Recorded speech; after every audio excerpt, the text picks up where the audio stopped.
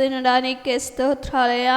గడిచిన సమయం అంతా మమ్మల్ని అందరినీ మీ హస్తాలు చోటును కాచి దాచి భద్రపరిచి సంరక్షించడానికి స్తోత్రాలు తండ్రి.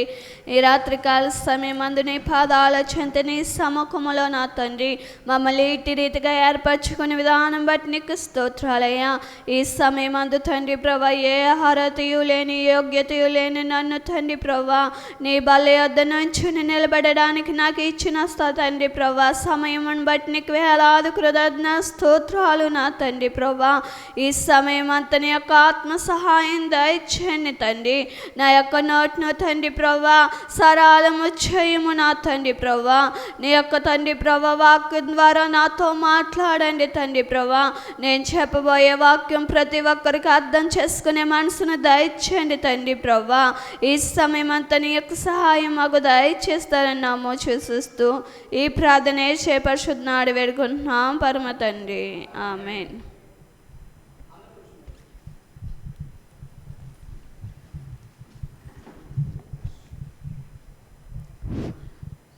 అందరూ బాగున్నారండి? ముందుగా దేవునికి స్తోత్రాలండి. కూడి వచ్చిన సహోదరులకి నా వందనాలండి. గడిచిన సమయం అంతా దేవుడు మనల్ని అందరినీ తన సజీవ రెక్కల చోటనే ఎంతగానో కాపాడాడు. దేవునికి మనం అందరం ఎంతగానో కృతజ్ఞాస్తుతులు చెల్లించేవారుగా ఉన్నామండి. ఈ సమయం అందు నేను చెప్పబోయే వాక్యము ప్రార్థన.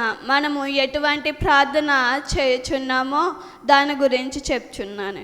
ప్రార్థన, మన ప్రార్థనలన్నీ ఆత్మ సంబంధంగా ఉంటున్నాయా లేకపోతే ఈ భూలోక సంబంధంగా ఉంటున్నాయా మనల్ని మనం ఒక్కసారి పరీక్షించుకోవాలండి.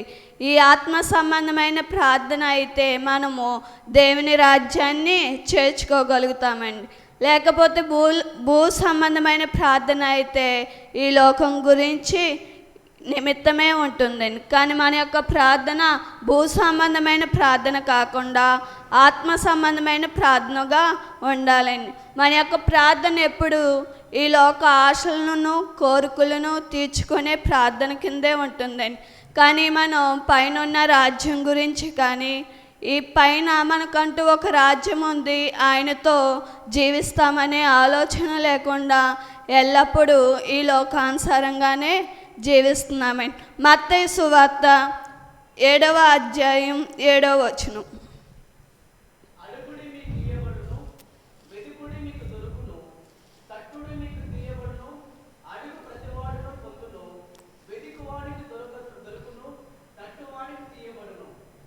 హల్లెలూయా.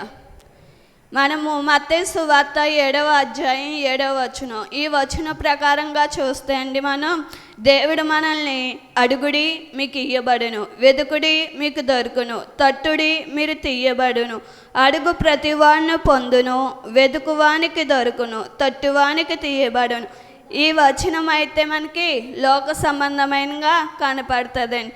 కానీ దేవాతి దేవుడు ప్రభువు మనల్ని ఏమడగమన్నాడండి? ఈ లోక సంబంధమైనది కాకుండా పరలోక సంబంధమైన పరిశుద్ధ ఆత్మను అడగమన్నారండి. పరిశుద్ధ ఆత్మను అనుగ్రహించుటకు ఆయనకు మనం సహాయం చేస్తారండి. మనం మొదటగా దేవుడిని అడగాల్సింది ఏంటండి? పరిశుద్ధాత్మ సహాయం. ఈ పరిశుద్ధాత్మ సహాయం లేకపోతే మనం ఏమీ చేయలేమండి. ఈ రోజుల్లో మనము ప్రార్థన చేసినప్పుడల్లానే దేవుడు మనల్ని నీ ఆత్మ సహాయం మాకు కావాలి తండ్రి, నీ ఆత్మ లేకపోతే మేమేమీ ఈ లోకాన్ని జయించలేము, ఈ లోకంలో ఉన్న శరీరాశలు కానీ పాపాన్ని కానీ జయించలేమని ఆయన యొక్క ఆత్మ సహాయం పొందేవారుగా మనం ఉండాలని. అంతేకాకుండా మనం ఆయన యొక్క ఆత్మ సహాయం పొందేవారుగా కాకుండా ముందుగా ఈ లోకాశలు అంటే మన పిల్లలకి పెళ్ళి కాకపోతే ఆ పెళ్ళి గురించి, లేకపోతే పిల్లలు లేకపోతే పిల్లల గురించి, లేకపోతే ఉద్యోగ నిమిత్తం, ఇలా ఈ లోక సంబంధమైన వాటి వైపే ఎక్కువ చూపిస్తున్నాం. కానీ దేవుడు ముందు అలా అడగకూడదు అన్నాడు. ముందుగా ఆయన నీతిని ఆయన రాజ్యాన్ని వెతుకుతే మనకు సమస్తము దయచేస్తాడన్న. అలాంటిది ఆయన రాజ్యం, ఆయన నీతిని వెతుకుచుండగా మన చింత యావత్తు ఆయన మీద వేయమని. మన చింత ఈ లోకానుసారమైన చింత అయితే మరణానికి దారితీస్తుందండి. ఆత్మ సంబంధమైన చింత అయితే ఆయన రాజ్యమునకు రక్షణార్థమైన దేవుని మారు మనసును కలుగజేస్తుందండి. ఈ లోకానుసారమైన చింత కాకుండా ఆత్మానుసారమైన రక్షణార్థమైన దుఃఖము దేవుని కొరకు ఉండాలండి. మన చింత ఈ లోకం వైపు అంటే ఏమి తిందుమా, ఏమి త్రాగుదుమా, ఏమి ధరించుమా. మత్తయి సువార్త 6వ అధ్యాయం 31. కాబట్టి ఏమి తిందుమో, ఏమి త్రాగుదుమో, ఏమి ధరించుకుందుమో అని చింతించుకోండి. అన్ని జనులు వీటన్నిటి విషయమే విచారింతురు. ఇవన్నీ మీకు కావాలని పరలోకపు తండ్రికి తెలియను. కాబట్టి మీరు ఆయన రాజ్యమును నీతిని మొదట వెతుకుడి, అప్పుడు అవన్నీ మీకు అనుగ్రహించబడును. మొదటి దేవుడు మనల్ని ఆయన నీతిని, ఆయన రాజ్యాన్ని వెతికినప్పుడు మనకి దేవుడు సమస్తము దయచేస్తానన్నాడు. ముందుగా మనం ఆయన నీతిని, రాజ్యాన్ని వెతకాలి. అదేవిధంగా మనము ఆయన యొక్క పరిశుద్ధ ఆత్మ సహాయం కావాలండి. ఆయన యొక్క పరిశుద్ధ ఆత్మ సహాయం లేకపోతే మనం ఏమీ చేయలేమండి. మనకి ఏమైనా కష్టం వస్తే ఆ కష్టాన్ని తట్టుకోగలిగే శక్తిని మాకు దయచేయండి తండ్రి అని ప్రార్థన చేయాలండి. లేకపోతే శోధన వచ్చినా, శ్రమ వచ్చినా ఈ శోధన, శ్రమ మా నుండి తొలగించని కాకుండా వాటిని తట్టుకోగలిగే శక్తిని, ధైర్యాన్ని, బలము మాకు దయచేయమని అడగాలండి. అటువంటి ప్రార్థన మనం చేయనప్పుడండి దేవుడికి అటువంటి పరిశుద్ధాత్మ సహాయం మనకి చేస్తారండి. రెండవదిగా కీర్తనల గ్రంథము 2వ అధ్యాయం 8వ వచనం.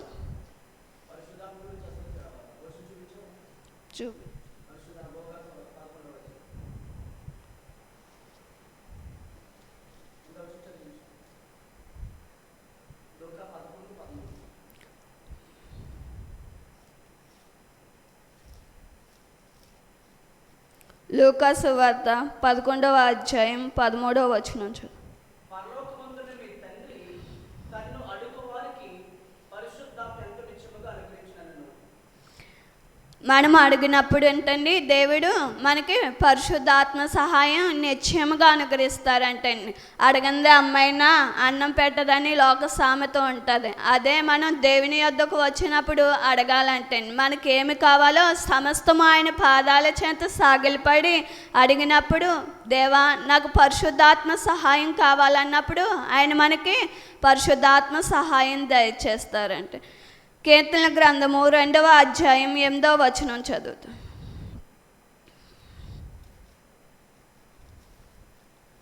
నన్ను అడుగుము, జనములో నీకు స్వాస్థ్యముగాను, భూమిని దిగంతముల వరకు సొత్తుగాను ఇచ్చేదను. హల్లెలూయా. మనం ఆయన్ని అడిగినప్పుడు అంటండి జనులను నీకు స్వాధ్యముగాను, భూదిగాంతముల వరకు సొత్తుగా ఇచ్చేదను.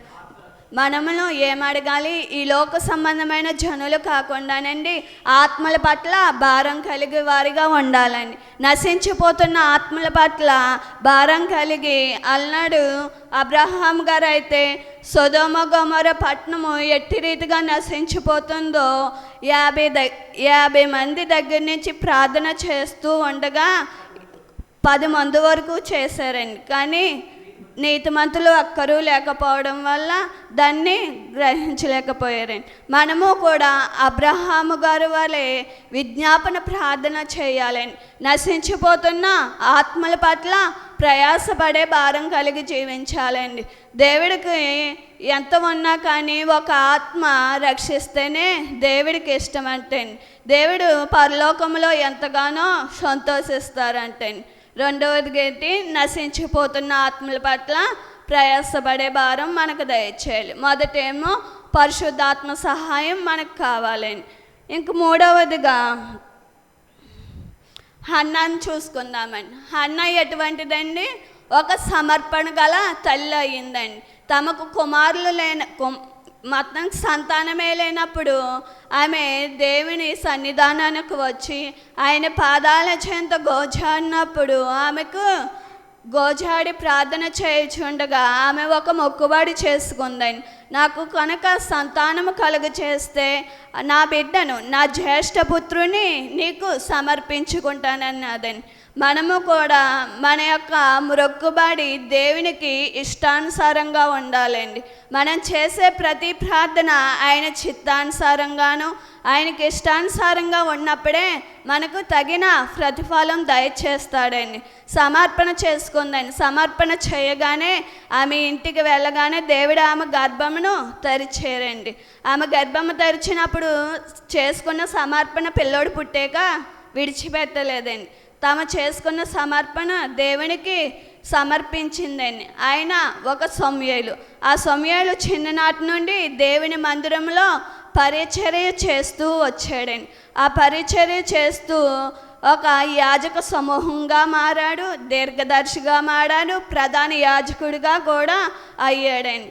అటువంటి సమర్పణ గలగా ప్రార్థన మనకు ఉండాలండి. మొక్కుబడి ప్రార్థన, సమర్పణ ప్రార్థన అన్న రెండు ఒకటండి. హన్నా ఎట్టి రీతిగా అయితే తమ పిల్లల నిమిత్తము, తన కుమారుని నిమిత్తము సమర్పణ కలిగి జీవించిందో, మనము కూడా మన యొక్క పిల్లల నిమిత్తము చిన్ననాటి నుండి బాలుడు త్రోవవలసిన నడవడికను దేవుని మందిరంలో నడిపించాలని, అదేవిధంగా మన పిల్లల విషయంలో కూడా అలాగే చేయాలని ఈ చిన్న వాక్యం దేవుడు దీవించి ఆశీర్వదించును గాక. ఆమేన్.